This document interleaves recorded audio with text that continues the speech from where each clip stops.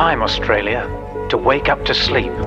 It's scientifically proven to give us more energy, clearer judgment, and better memory. 40 Winks, serious about sleep. A LISTNR production. Hi, I'm Andrew Shell. Tragedy on the Tasman highway yesterday with a motorcyclist killed near Triabunna. The 65-year-old man was riding south when his Harley-Davidson hit a ute head-on. He died at the scene despite efforts from emergency crews. The other driver, a 55-year-old woman, was treated for minor injuries. A huge crowd gathered on Hobart's Parliament lawns yesterday to back the Mac Point Stadium. Premier Jeremy Rockliff addressed the rally, saying the stadium is a massive opportunity for Tasmania. The $1.13 billion project goes to a final vote in the Legislative Council later this week. And Tassie surf lifesavers are back on duty as summer kicks off. Today is National Water Safety Day and the start of the patrol season. The future of Hobart's AFL Stadium will be decided later this week, with the Legislative Council set to debate the project. Premier Jeremy Rockliff is still lobbying undecided independents, with Casey Hiskett saying he's leaning pro-team, but only if it's in the state's best interest. Meg Webb and Cassie O'Connor, meantime, are continuing to rally against the development. Police have charged a 44-year-old southern Tasmanian man with 6 counts of aggravated assault against police. It follows a tense standoff in Clarendon Vale on Saturday. Officers locked down Mockridge Road for 2 hours after reports of a man with a gun. He was later arrested and will appear in court at a later date. And the Tasmania Jewels have been unveiled as the state's first WNBL team. They'll hit the court next year following Tasmania's successful bid for a league licence. It's crunch time for Tasmania's proposed Mac Point Stadium, with the upper house set to debate the $1.13 billion plan over the next couple of days. Premier Jeremy Rockliff says he's nervous but hopeful, calling the project a unifying opportunity for the state. Some independent MLCs remain undecided, with the final vote expected late tomorrow night. Hobart commuters hoping for axed bus routes to return are out of luck. It appears the 120 services cut in 2023 will remain cancelled indefinitely, though the Premier says about a third of routes have been restored and a major review is underway. And Christmas spending is climbing in Tasmania, with households tipped to spend around $1,050 each. My State Bank says 1 in 3 Tasmanians will go into debt to cover costs. Tasmania's dream of an AFL team is a step closer, with the Macquarie Point Stadium poised for approval later on today.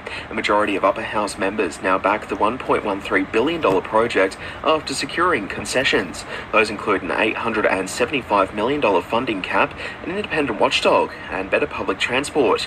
Debate continues today before the final vote, which could be as late as tonight. Premier Jeremy Rockliff has apologised to Craig Garland after a Liberal Party member made a personal attack on the independent MP. The comments were delivered during a push to overhaul Tasmania's hair clerk electoral system.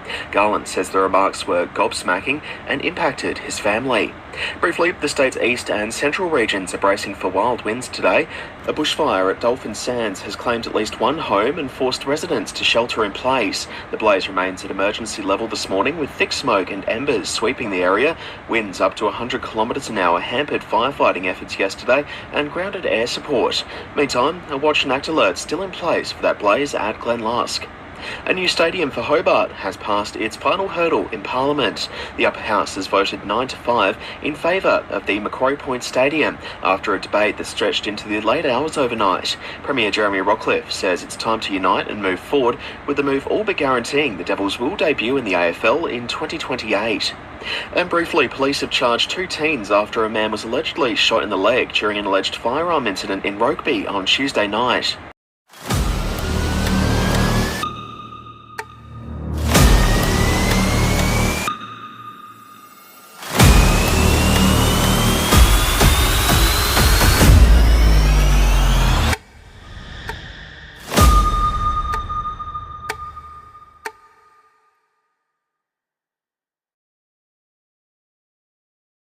Over to the latest in sport now, and the Hurricanes could nab a home WBBL final with victory over the Melbourne Stars tonight.